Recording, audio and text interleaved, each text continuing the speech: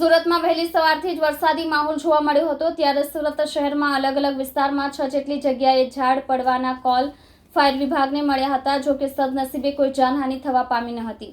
Call મળતા જ fire વિભાગની ટીમે ઘટના સ્થળે જઈને ઝાડ દૂર કરવાની કામગીરી હાથ ધરી હતી। હવામાન વિભાગની આગાહી મુજબ દક્ષિણ ગુજરાતના વાતાવરણમાં પલટો આવ્યો હતો। સુરત શહેરમાં વહેલી સવારથી જ વરસાદી માહોલ જોવા મળ્યો હતો। ત્યારે સુરત શહેરમાં સવારના 6 વાગ્યાથી બપોરના 1 વાગ્યા સુધીમાં અલગ અલગ વિસ્તારમાં 6 ઝાડ પડવાના કોલ ફાયર વિભાગને મળ્યા હતા। જો કે સદનસીબે કોઈ જાનહાનિ થવા પામી ન હતી। કોલ મળતા જ ફાયર વિભાગની ટીમ દ્વારા ઘટના સ્થળે જઈને ઝાડ દૂર કરવાની કામગીરી હાથ ધરવામાં આવી હતી।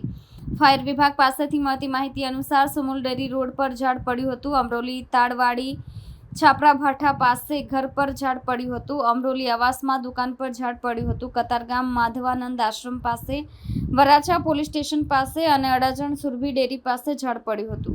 મારું નામ છે Kiran Patel, sub fire officer, Kapodra fire station. અમને કંટ્રોલમાંથી કોલ મળેલો કે મિની બજાર રિલાયન્સ મોલની સામે કંઈક ઝાડ પડેલું છે। તેમાં કંઈ વાવાઝોડાથી કે નુકસાન થયેલું હતું અને એનાથી ઝાડ પડેલું હતું। તો ઝાડ કાપીને સાઈડ પર કરી દીધું છે, રસ્તો ખુલ્લો કરી નાખેલો છે। કોઈ જાનહાની ઈજા કોઈ છે નહીં।